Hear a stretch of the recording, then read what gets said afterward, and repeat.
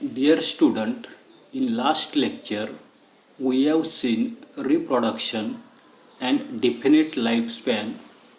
In this lecture we will see a cellular structure of animals and plants. Observe a honeycomb and a wall. आता प्रत्येकानं त्या ठिकाणी मधमाशाचं असणारं जे काही पोळं जे आहे तर ते पोळं त्या ठिकाणी पाहिलं असेल. त्याचबरोबर त्या ठिकाणी असणारी जी काही भिंत जी आहे घराची असणारी जी काही भिंत जी आहे तर ती भिंत त्या ठिकाणी पाहिलेली असेल तर हिचं असणारं जे काही निरीक्षण जे आहे तर ते निरीक्षण आपल्याला त्या ठिकाणी करायला सांगितले. What are they made up of. मग त्या ठिकाणी मधमाशाचं असणारं जे काही पोळं किंवा घराची असणारी जी काही भिंत जी आहे तर ती भिंत नेमकी कशाची बनलेली आहे हे आपल्याला त्या ठिकाणी विचारले. त्या ठिकाणी उत्तर दिलेले आपल्याला की you may have seen the small compartments of honeycomb. आकृतीमध्ये आपल्याला दिसतंय की सर्वसाधारणपणे मधमाशाचं असणारं जे काही पोळं जे आहे तर त्या पोळ्यांमध्ये छोटे छोटे अशा प्रकारचे कंपार्टमेंट कप्पे जे आहेत तर ते कप्पे आपल्याला त्या ठिकाणी आढळून येताना दिसतात. These compartments are joined together to form a honeycomb. म्हणजे अशा प्रकारचे हे जे काही छोटे छोटे असणारे जे काही कप्पे जे आहेत तर त्या कप्प्यांचंच आपल्याला त्या ठिकाणी हनीकोम मधमाशांचं असणारं जे काही पोळं जे आहे तर ते पोळं त्या ठिकाणी बनलेलं दिसून येताना दिसतं. ए वॉल हॅज ब्रिक. भिंतीचा जर आपण त्या ठिकाणी विचार जर केला तर आकृतीमध्ये पहा तर या ठिकाणी असणारे जे काही विटा जे आहेत तर त्या विटांचं त्या ठिकाणी काय होतं दिसते आपल्याला भिंत जी आहे तर ती भिंत त्या ठिकाणी बनलेली दिसते. To construct a wall we firmly join the bricks together. या ठिकाणी असणारी जी काही भिंत जी आहे तर ती भिंत आपल्याला त्या ठिकाणी बांधायची. ती बांधण्यासाठी सर्वसाधारणपणे असणाऱ्या ज्या काही विटा ज्या आहेत तर त्या विटा काय करता नसतो सिमेंट असेल वाळू असेल यांच्या साहाय्याने काय करता नसतं घट्ट त्या ठिकाणी काय करता नसतो त्या ठिकाणी ती बांधताना दिसतो की जेणेकरून ती असणारी जी काही भिंत जी आहे तर ती भिंत त्या ठिकाणी घट्ट होताना दिसते. अशाच पद्धतीनं असणारे जे काही प्राणी असतील वनस्पती असतील तर यांचं असणारं जे काही शरीर जे आहे तर त्या शरीराची असणारी जी काही रचना जी आहे तर ती रचना आपल्याला त्या ठिकाणी पाहिजे. हे सेल्युलर स्ट्रक्चर आपल्याला दिलेले पेशीमय अशा प्रकारची असणारी जी काही रचना जी आहे तर ती रचना आपल्याला त्या ठिकाणी पाहिजे. Living things are made up of small units called cell. कोणताही सजीव जर आपण त्या ठिकाणी जर घेतला तर प्रत्येक असणारा जो काही सजीव जो आहे तर तो सजीव लहान लहान अशा प्रकारचा असणारे जे काही युनिट्स जे आहेत एकक जे आहेत तर त्या एककांचा त्या ठिकाणी बनलेला असतो. त्यालाच आपण त्या ठिकाणी सेल म्हणतो पेशी म्हणतो. ही व्याख्या तुम्ही 10वीला जाईपर्यंत व्यवस्थित त्या ठिकाणी लक्षात ठेवा. All the actions and processes in the bodies of living things are brought about with the help of these microscopic cell. म्हणजे सजीव जे आहे तर त्या सजीवाच्या शरीराच्या आतमध्ये चालणाऱ्या ॲक्शन्स कृती असेल. दुसरं आपल्याला सांगितलं प्रोसेसेस आहेत. अनेक अशा प्रकारच्या प्रक्रिया त्या ठिकाणी शरीराच्या आतमध्ये होताना दिसतात. रेस्पिरेशन आहे डायजेशन आहे ब्लड सर्क्युलेशन आहे. अशा प्रकारच्या अनेक अशा प्रकारच्या ॲक्शन्स अँड प्रोसेसेस जे आहेत तर त्या सजीवाच्या आतमध्ये त्या ठिकाणी घडून येताना दिसतात. आणि या सर्वच्या सर्व असणाऱ्या ज्या काही ॲक्शन आणि प्रोसेसेस जे आहेत तर ते असणारे काही मायक्रोस्कोपिक सेल म्हणजे सूक्ष्म अशा प्रकारच्या असणाऱ्या ज्या काही पेशी ज्या आहेत तर त्या पेशींच्या साह्यानं त्या ठिकाणी घडून येताना दिसतात. Some living things are made up of single cell. हे जे काही असणारे जे काही सजीव जे आहेत तर त्या सजीवांचं असणारं जे काही शरीर जे आहे तर ते शरीर त्या ठिकाणी एकाच पेशींचं त्या ठिकाणी बनलेलं असतं. These are called unicellular organism. त्यांनाच आपण त्या ठिकाणी एक पेशी अशा प्रकारचे सजीव जे आहे तर ते सजीव त्या ठिकाणी म्हणतो. नावं नीट लक्षात ठेवा. पहिली डायग्रॅम जे आहे तर त्याच्यामध्ये ॲमेबा आपल्याला दाखवलेलं आहे पॅरामेशियम आहे युग्लिना आहे. अशा प्रकारची 3 नावं तुम्ही त्या ठिकाणी असणारे जे काही युनिसेल्युलर ऑर्गॅनिझम जे आहे तर त्या युनिसेल्युलर ऑर्गॅनिझमची त्या ठिकाणी लक्षात ठेवा. On the other hand the living things that are made up of many cells are called multicellular organism. याच्या उलट अशा प्रकारचे सजीव की जे सजीव सर्वसाधारणपणे एकापेक्षा जास्त अशा प्रकारच्या असणाऱ्या ज्या काही पेशी ज्या आहेत तर त्या पेशींचे त्या ठिकाणी बनलेले असतात तर त्यालाच आपण त्या ठिकाणी काय म्हणताना दिसतोय बहुपेशीय मल्टीसेल्युलर त्या ठिकाणी ऑर्गॅनिझम जे आहे तर ते ऑर्गॅनिझम त्या ठिकाणी म्हणताना दिसतो. उदाहरणार्थ आकृतीमध्ये आपल्याला त्या ठिकाणी कॉकरोच दिसतोय पिजन आहे एलिफंट आहे ओनियन आहे स्नेल आहे बियान ट्री आहे. अशा प्रकारची अनेक अशा प्रकारची असणारी जी काही उदाहरणं जी आहेत तर ती उदाहरणं आपल्याला त्या ठिकाणी असणार जी काही मल्टी सेल्युलर ऑर्गॅनिझम जो आहे तर त्या मल्टी सेल्युलर ऑर्गॅनिझमची आपल्याला त्या ठिकाणी सांगता येतील. त्या ठिकाणी काय दिलेलं आहे तर amoeba and some other micro organisms are unicellular. मागाशी सांगितल्याप्रमाणे या ठिकाणी आकृतीमध्ये आपल्याला अमिबा आहे, पॅरामेशियम आहे, युग्लिन आहे, अशा प्रकारचे असणारे जे काय ऑर्गॅनिझम जे आहेत तर त्या ऑर्गॅनिझम कसे आहेत तर त्या ठिकाणी युनिसेल्युलर त्या ठिकाणी आहेत. While man, cow, mouse, cockroach, elephant, banyan tree, the onion plant etcetera are all multicellular organism.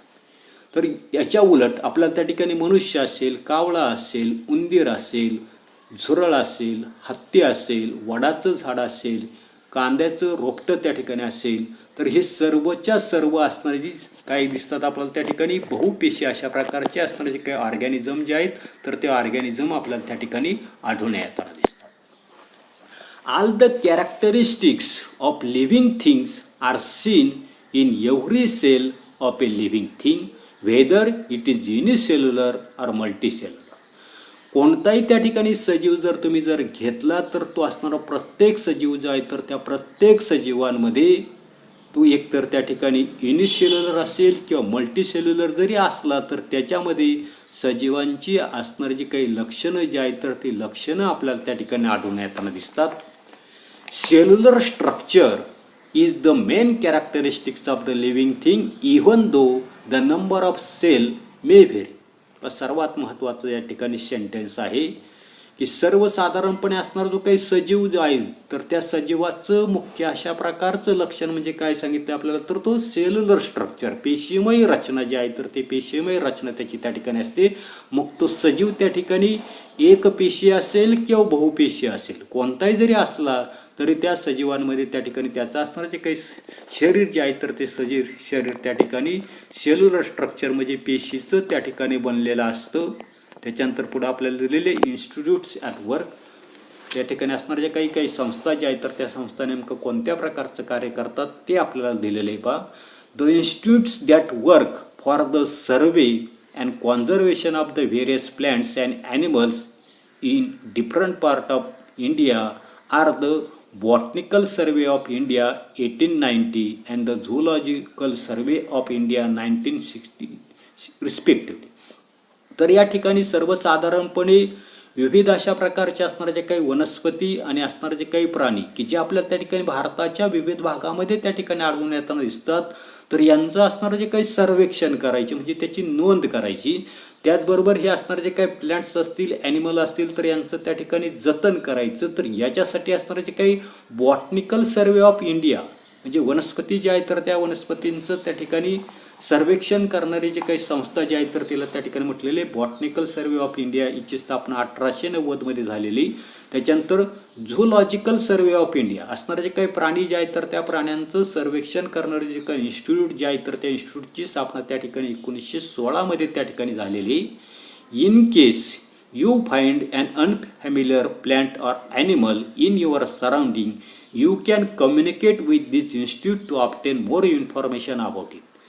त्याचबरोबर तुमच्या परिसरामध्ये त्या ठिकाणी तुम्हाला अपरिचित असेल अशा प्रकारची वनस्पती किंवा प्राणी जर तुमच्या परिसरामध्ये जर आढळून जर आला असेल तर वर दिलेल्या ज्या काही बॉटनिकल सर्वे ऑफ इंडिया आणि झूलॉजिकल सर्वे ऑफ इंडिया या ज्या काही दोन असणाऱ्या ज्या काही इन्स्टिट्यूट ज्या आहेत संस्था ज्या आहेत तर त्यांच्याशी तुम्ही संपर्क साधून तुमच्या परिसरामध्ये आढळून येणाऱ्या ज्या काही अपरिचित अशा प्रकारच्या वनस्पती आणि प्राणी जे आहेत तर यांची अधिकची असणारी जी काही माहिती जी आहे तर ती माहिती त्या ठिकाणी तुम्ही मिळवू शकता. In this lecture, we will see how the living things are useful for us. Can you tell in what way are plants and animals useful to us? कशा पद्धतीनं प्राणी असतील, वनस्पती असतील हे आपल्याला त्या ठिकाणी उपयोगी आहेत याचा असणारा जो काही विचार जो आहे तर तो विचार आपल्याला या ठिकाणी करायचा आहे. युजफुल लिव्हिंग थिंग्स उपयोगी अशा प्रकारच्या असणाऱ्या ज्या काही सजीव जे आहेत तर त्या सजीवांचा आपल्याला त्या ठिकाणी विचार जो आहे तर तो विचार त्या ठिकाणी करायचा आहे. Plants are used for household as well as industrial purpose. सर्वसाधारणपणे असणाऱ्या ज्या काही वनस्पती ज्या आहेत तर त्या वनस्पतींचा त्या ठिकाणी घरगुती किंवा आपल्याला त्या ठिकाणी असणारे जे काही कारखाने जे आहेत तर त्या कारखान्यामध्ये किंवा औद्योगिक उपयोगासाठी असणाऱ्या ज्या काही वनस्पती ज्या आहेत तर त्या वनस्पतींचा त्या ठिकाणी असणारा जो काही वापर जो आहे तर तो वापर त्या ठिकाणी केला जातो. For example fenugreek, in Marathi it is called as the methi, potato, okra that is the bhendi, apple, banana are used as food, while vasaka that is adulsa, hirda, beheda, apsargus are used as medicine. आपल्या असं लक्षात येतं नसते की असणारे जे काही fenugreek, potato असेल, भेंडी असेल, ॲपल असेल, बनाना असेल, हे जे काय असणारे जे काही पदार्थ जे आहेत तर त्या पदार्थांचा त्या ठिकाणी आपण काय करताना दिसतो, अन्न म्हणून त्या ठिकाणी वापर जो आहे तर तो वापर त्या ठिकाणी करताना दिसतो. या उलट असणारा जो काही वसाक म्हणजे आडुळसा असेल, हिरडा असेल, बेहडा असेल, ॲप्सरागस असेल, अशा प्रकारच्या असणाऱ्या ज्या काही वनस्पती ज्या आहेत तर त्या वनस्पतींचा असणारा जो काही वापर जो आहे तर तो वापर त्या ठिकाणी औषध जे आहे तर त्या औषधांमध्ये त्या ठिकाणी केला जातो. पण त्या ठिकाणी आडुळसा जे आहे तर त्या आडुळसाचं असणारे जे काही प्लॅन्ट जे आहेत तर ते प्लॅन्ट आपल्याला त्या ठिकाणी दाखवलेले, पोटॅटो दाखवलेले, डॉग त्या ठिकाणी दाखवलेले. Animals are also useful to us. जशा वनस्पती ज्या आहेत तर त्या वनस्पती आपल्याला त्या ठिकाणी उपयोगी आहेत तर अशाच पद्धतीनं असणारे जे काही प्राणी जे आहेत तर ते प्राणीसुद्धा आपल्याला त्या ठिकाणी उपयोगी आहेत. Dogs, cats, cows, buffaloes are kept for domestic uses. सर्वसाधारणपणे असणारे जे काही प्राणी जे आहेत तर त्या प्राण्यांपैकी असणारा जो काही कुत्रा असेल, मांजर असेल, गाय असेल, म्हैस असेल, यासारखे असणारे जे काही प्राणी जे आहेत तर त्या प्राण्यांचा आपण त्या ठिकाणी डॉमेस्टिक यूज म्हणजे त्या ठिकाणी आपला घरगुती उपयोग त्या ठिकाणी करताना दिसतो. आता घरगुती उपयोगामध्ये आपल्याला असेल कुत्रा राखण करताना दिसतो, मांजरसुद्धा त्या ठिकाणी काही उंदरं जे आहेत तर त्या उंदरांपासून आपलं त्या ठिकाणी संरक्षण करताना दिसते. काऊज असेल, बफॅलोज असेल तर यांचं आपल्याला त्या ठिकाणी दूध जे आहे तर ते दूध मिळवण्यासाठी त्या उपयोग जो आहे तर तो उपयोग त्या ठिकाणी होताना दिसतो. Fish, sheep, fowl are used as food, while animals like horses, oxen, camel prove useful in various occupations. मासे असतील, मेंढी असेल किंवा कोंबड्या ज्या आहेत यांच्यापासून मिळणारी असणारी जी काही कोंबडी असेल तर त्या कोंबडीपासून मिळणारी जी काही अंडी जी आहेत किंवा ठिकाणी फिश, शीप, फाऊल यांच्यापासून मिळणारे जे काही मटण जे आहेत, चिकन जे आहेत तर याचा आपण त्या ठिकाणी अन्न जो आहे तर तो अन्न म्हणून त्या ठिकाणी वापर करताना दिसतो. तर असणारे जे काही प्राणी जे आहेत तर त्या प्राण्यांमध्ये घोडा असेल, बैल असेल, उंट असेल, यासारखे असणारे जे काही प्राणी जे आहेत तर ते प्राणी विविध असणारे जे काही व्यवसाय जे आहेत. उदाहरणार्थ त्या ठिकाणी आपल्याला लक्षात येताना दिसते बैल जे आहेत तर त्या बैलांचा वापर आपण त्या ठिकाणी नांगरणीसाठी करू शकतो किंवा कॅमल जे आहेत तर त्या कॅमलचा वापर वाळवंटामध्ये त्या ठिकाणी ट्रान्सपोर्टेशनसाठी त्या ठिकाणी केला जातो. The earthworm is very useful in agriculture. तर त्याचबरोबर असणारा जो काही अर्थवॉर्म जो आहे, गांडूळ जो आहे तर तो गांडूळ त्या ठिकाणी शेतीमध्ये त्या ठिकाणी आपल्याला उपयोगी. कारण आपल्याला माहिती आहे की earthworm is called as A friends of the farmer. गांडूळ जो आहे तर त्या गांडूळाला शेतकऱ्याचा त्या ठिकाणी मित्र म्हणतात. थोडक्यामध्ये आपल्याला सांगता येईल ह्या जो काही गांडूळ जो आहे तर तो गांडूळ ओलसर ठिकाणी राहताना दिसतो, जमिनीमध्ये राहताना दिसतो, तो बीळ करून राहताना दिसतो. बीळ करून राहत असताना तो काय करताना दिसतो, माती जी आहे तर ती माती त्या ठिकाणी काय करताना दिसतो, खालची वर त्या ठिकाणी करताना दिसतो. त्याचा असणारा जो काही एक्सक्रेटा जो आहे त्याची विष्ठा जी आहे तर ती मातीमध्ये त्या ठिकाणी मिसळली जाते आणि अशा पद्धतीनं त्या मातीची असणारी जी काही ह्युमिडिटी असणारं जे काही क्वालिटी जी आहे, ह्युमस जे आहे तर ते ह्युमस त्या मातीचं त्या ठिकाणी वाढलं जातं. म्हणजे अशा पद्धतीनं असणारा जो काही गांडूळ जो आहे तर तो गांडूळ त्या ठिकाणी आपल्याला शेती जी आहे तर त्या शेतीमध्ये अतिशय चांगल्या पद्धतीनं त्या ठिकाणी ते उपयोगी पडताना दिसतो. Next part, harmful living things. घातक किंवा अपायकारक अशा प्रकारचे असणारे जे काही सजीव जे आहेत तर त्या सजीवांचा आपल्याला त्या ठिकाणी विचार करायचा आहे. Some animals and plants around us are harmful to man. आपल्या सभोवताली काही प्राणी आणि वनस्पती असे आहेत की जे त्या ठिकाणी आपल्याला अपाय करताना दिसतात, इजा करताना दिसतात. For example mosquito and flies spread diseases. तर या ठिकाणी असणारे जे काही मच्छर किंवा डास जे आहेत किंवा माशा ज्या आहेत तर यांच्यामुळे काय होताना दिसतात, विविध अशा प्रकारचे असणारे जे काही रोग जे आहेत तर ते रोग त्या ठिकाणी पसरताना दिसतात. कॉक्रोचेस, माईस, रॅट डिस्ट्रॉय आवर फूड. या ठिकाणी कॉक्रोच म्हणजे झुरळ असेल, उंदीर असेल किंवा आपल्याला घुशी असतील, तर हे काय करताना दिसतात, आपलं जे काय अन्न जे आहे तर त्या अन्नाची त्या ठिकाणी नासाडी जी आहे तर ती नासाडी त्या ठिकाणी करताना दिसतात. त्याचबरोबर lice, ticks also spread diseases. आता लिस म्हणजे उवा. आता शक्यतो डोक्यांमध्ये असतात. आपल्या घरच्यांना त्या ठिकाणी विचारा की काय भानगडे ते तुम्हाला त्या ठिकाणी सांगतील की डोक्यामध्ये या अशा प्रकारच्या ज्या काही लिस ज्या आहेत, असतील, लिखा असतील, तर ते त्या ठिकाणी होताना दिसतात. जनावरांच्या बाबतीमध्ये टिक म्हणजे गोचिड जे आहे तर ते गोचिड त्या ठिकाणी होताना दिसते. आणि ही जी काही लिस असेल, टिक असेल, याच्यामुळे सुद्धा त्या ठिकाणी अनेक अशा प्रकारचे असणारे जे काही डिसीजेस जे आहेत तर ते डिसीजेस त्या ठिकाणी स्प्रेड होताना दिसतात, पसरताना दिसतात. The bites of some poisonous lizards, spiders, snakes and scorpions can even cause death. त्याचबरोबर काय असणारे जे काही उदाहरणं त्या ठिकाणी पाहतो, या ठिकाणी आपल्याला लिझार्ड दाखवलेले, पाल दाखवलेले, त्याच्यानंतर स्पायडर पण दाखवलेलं आहे, स्कॉर्पियन दाखवलेलं आहे, रॅट त्या ठिकाणी दाखवले. म्हणजे अशा प्रकारचे असणारे जे काही पाल असेल किंवा त्या ठिकाणी आपल्याला स्पायडर म्हणजे कोळी दाखवलेलं आहे, साप दाखवलेला आहे किंवा विंचू त्या ठिकाणी दाखवलेले आहे. हे अशा प्रकारची यांचा जर असणारा जो काही बाईट जो आहे म्हणजे हे जर आपल्याला जर चावले तर कधी नाही तर निश्चितच त्या ठिकाणी स्नेक बाईट जो आहे तर त्या स्नेक बाईटचा आपल्याला विचार करतो, स्नेक कोणत्या प्रकारचा आहे, कोणत्या टाईपचा आहे, तर त्याच्यावरून आपल्याला त्या ठिकाणी इव्हन त्या ठिकाणी डेथ जो आहे तर तो मृत्यू जो आहे तर तो मृत्यू त्या ठिकाणी होताना दिसतो. If wild elephants enter human settlements they cause a lot of destruction. मग कधी कारणानं त्या ठिकाणी असताना जे काही हत्ती जे आहे तर ते हत्ती ज्या ठिकाणी सर्वसाधारणपणे आपल्या लक्षात येताना दिसते की मानवी वस्ती जी आहे तर या मानवी वस्तीमध्ये जर अशा प्रकारची जंगली असताना जे काही हत्ती जे आहेत तर ते हत्ती जर त्या ठिकाणी जर शिरले तर आपलं असणारे जे काही शेत जे आहेत किंवा इतर असणारे जे काही घटक जे आहेत तर त्या घटकांचं अशा प्रकारची जंगली हत्ती जे आहेत, वाईल्ड एलिफंट जे आहेत तर ते वाईल्ड एलिफंट काय करत दिसतात, अनेक पद्धतीनं आपलं असणारं जे काही नुकसान जे आहे तर ते नुकसान त्या ठिकाणी करताना दिसतात. Some plants too can be harmful as for example the datura, parthenium and the other weeds. याचबरोबर काय असणाऱ्या ज्या काही वनस्पती ज्या आहेत तर त्या वनस्पतीसुद्धा त्या ठिकाणी अपायकारक आहेत.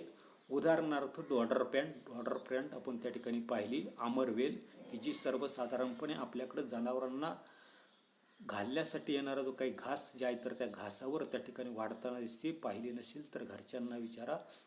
या ठिकाणी येलो वायर लाईक स्ट्रक्चर तिचं त्या ठिकाणी असते.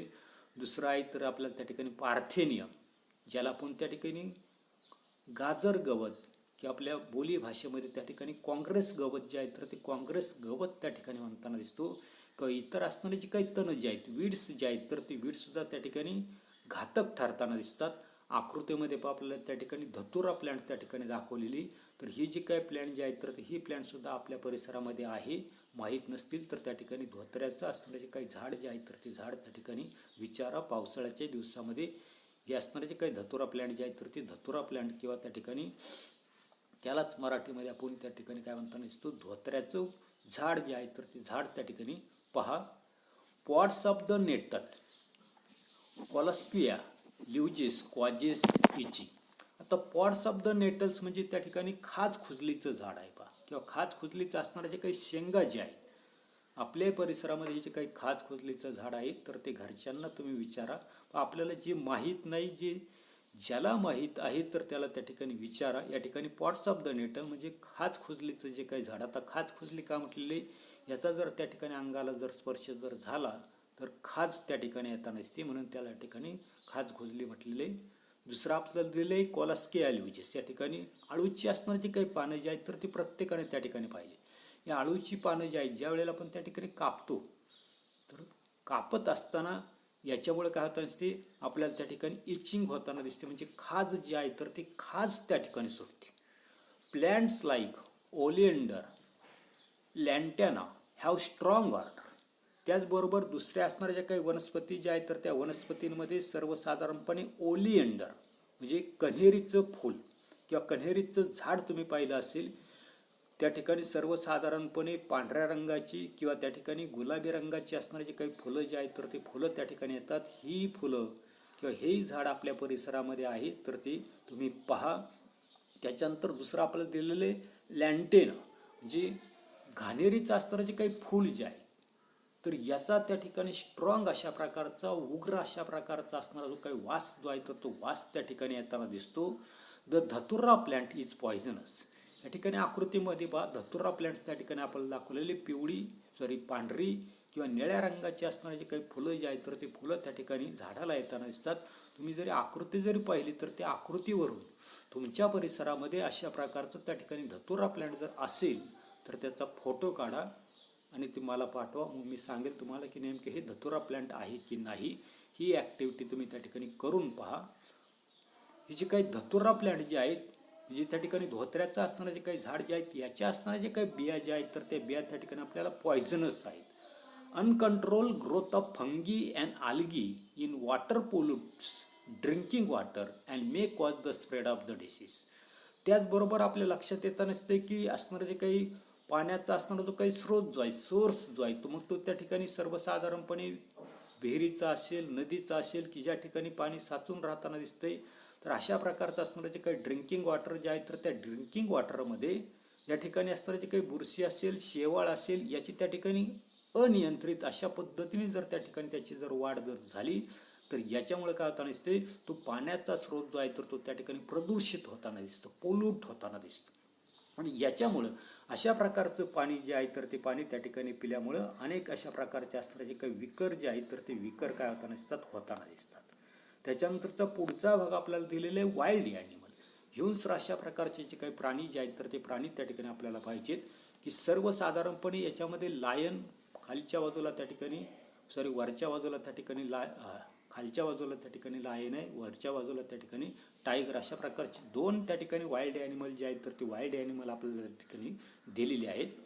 Wild animals that hunt other animals for the food are called predators.